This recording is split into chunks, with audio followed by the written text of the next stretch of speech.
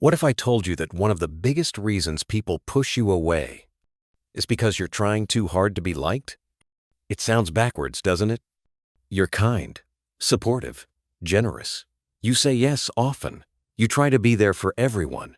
And yet, they pull away. They don't text back. They flake. They leave. Why? Because deep down, people can feel when your energy is coming from a place of need. And neediness is the enemy of attraction. Let's break this down. Human beings are wired to seek strength. Not the kind that dominates, but the kind that is whole, complete, confident, calm. When someone needs too much validation, approval, attention, it signals to others. I'm not enough on my own. I need you to complete me. And while that might sound poetic in a movie, in real life, it feels like pressure. It drains. It repels. It makes others feel responsible for your sense of worth. And nobody wants that job. Part 2. Why niceness isn't the same as respect. Many people confuse being nice with being respected. They think, if I'm always agreeable, always supportive, never difficult, people will love me. But here's the harsh truth. Being liked is not the same as being respected. And if you trade your boundaries, your opinions, your standards for approval, you lose both. Let's take a closer look. Think about the people you respect most in life. Are they pushovers? Are they people who never say no? Are they the ones who shrink themselves to make others comfortable? Of course not. You respect people who have standards, who can say no, who value their time and energy. Now here's the real kicker. People treat you based on how you treat yourself. If you constantly put yourself last, others will too. If you tolerate disrespect, others will give it. If you never speak up, people will speak over you. So the problem isn't just that people reject you. It's that you've trained them to. Approval is addictive and dangerous. There's a rush when someone approves of us. When we're praised. When we're included. It lights up the brain like a drug. But like any drug, it comes with withdrawal. The moment someone pulls back, you panic. You double down. You try harder. You abandon your standards in the name of connection. You text first. You over-explain. You tolerate bad behavior. You shrink yourself. And in doing so, you become less attractive. Not because you're not worthy, but because you're no longer whole. The people who attract effortlessly, they're not chasing. They're not performing. They're just being. They move with intention. They know their worth. They don't need you, they choose you. And that's magnetic. Because the human mind is drawn to confidence, to calm energy, to quiet strength, not to desperation, not to loud approval seeking. So if you've ever felt rejected, ask yourself, were you showing up whole? Or were you trying to be chosen? Because there's a difference. So how do you stop chasing? Start by building a life that attracts. Not a life that screams for attention, but one that radiates purpose, presence, power. Attraction isn't about decoration, it's about direction. People are drawn to those who know where they're going, who stand for something, who don't need applause to move forward. You become magnetic, not by seeking validation, but by becoming a force that builds, that creates, that speaks with clarity, that holds eye contact without flinching, that walks into a room without shrinking. You want people to stop rejecting you? Stop rejecting yourself. Stop watering yourself down to be liked. Stop reshaping your values to fit the crowd. Stop turning the volume down on your truth so others don't feel insecure. Because when you live like that, people don't see you. They see a ghost of who you could have been. And ghosts don't get love. They get ignored. Your job is to resurrect your full self. Even if it makes others uncomfortable, let them adjust. Let them distance themselves. Let them leave. So, how do you stop chasing? Start by building a life that attracts.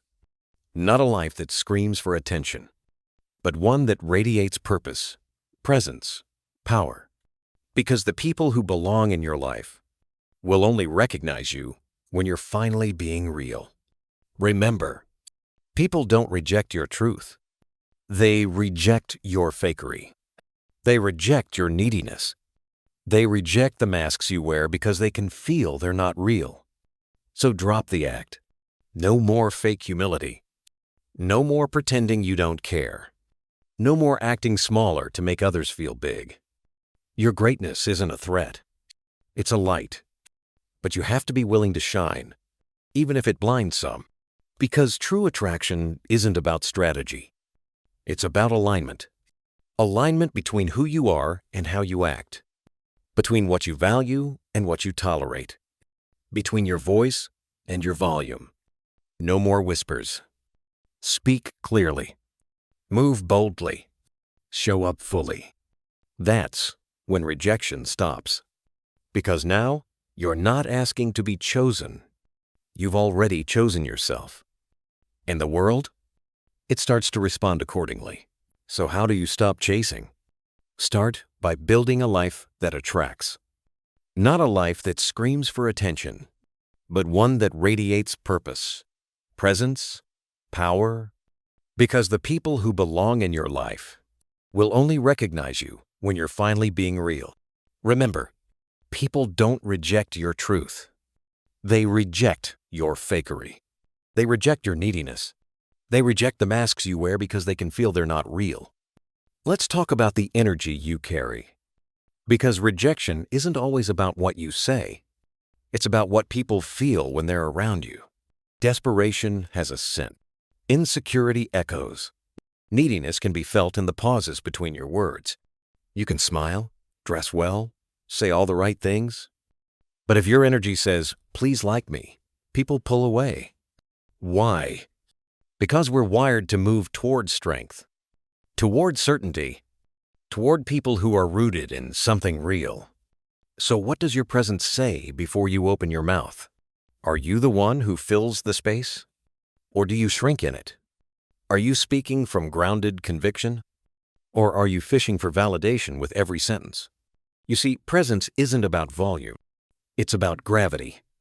Some people walk in and command attention not by being loud, but by being centered.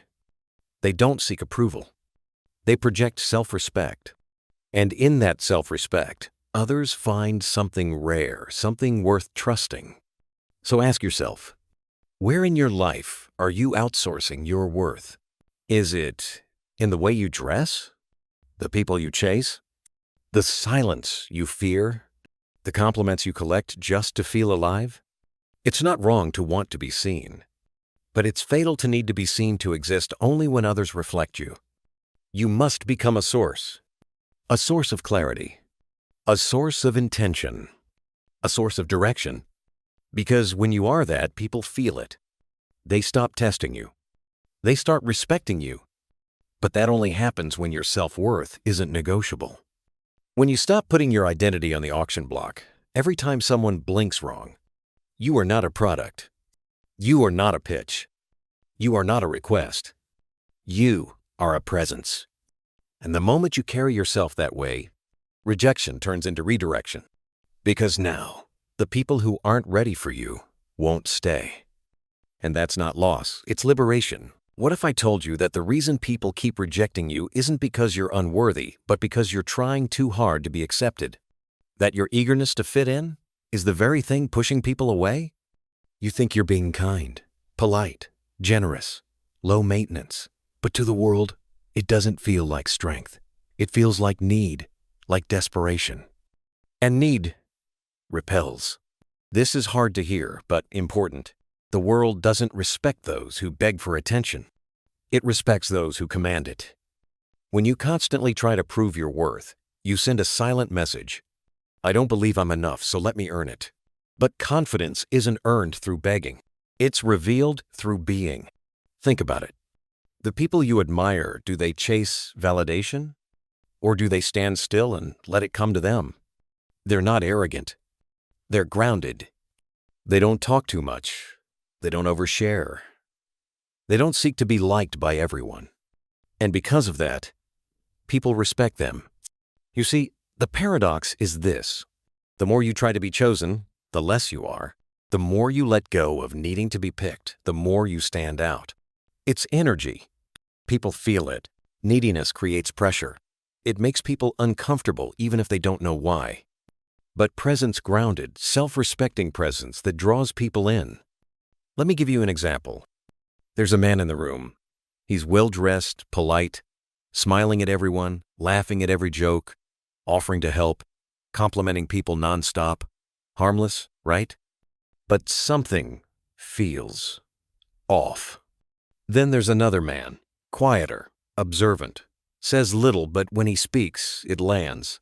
He's kind, but not overeager. He's helpful, but not self-erasing. People are drawn to him. Why? Because his energy says, I'm enough with or without your approval. That energy is magnetic. And here's what's wild.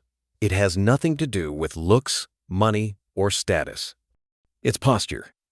It's inner stillness. It's knowing who you are and not needing to explain it to anyone. When you stop chasing, you start attracting. But to stop chasing, you need to first understand why you started. Most of us were taught directly or indirectly that love is earned.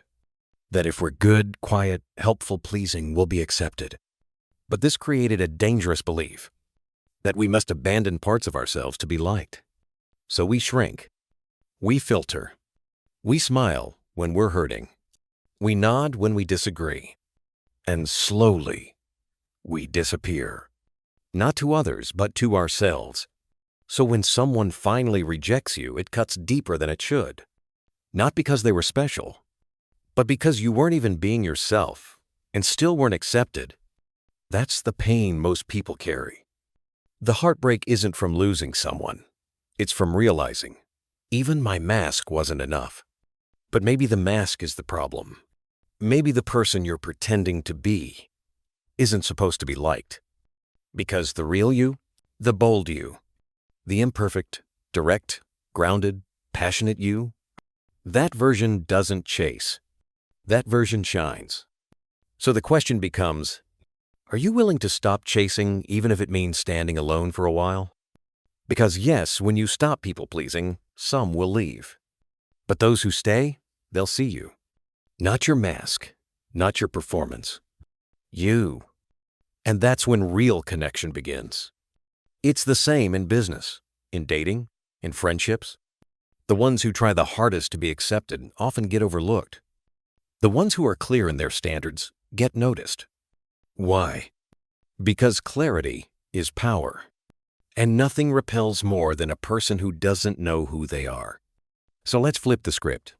Instead of thinking, what do they want from me? Ask, what do I want in my life? Instead of asking, how do I get them to choose me? Ask, do they even deserve access to me? It's not about arrogance.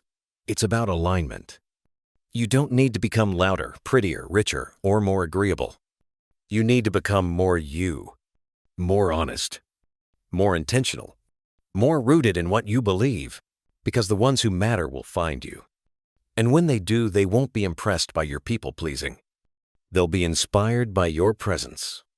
But that only happens when you stop outsourcing your worth. Stop performing. Stop chasing. Start being. Be the presence you wish others had.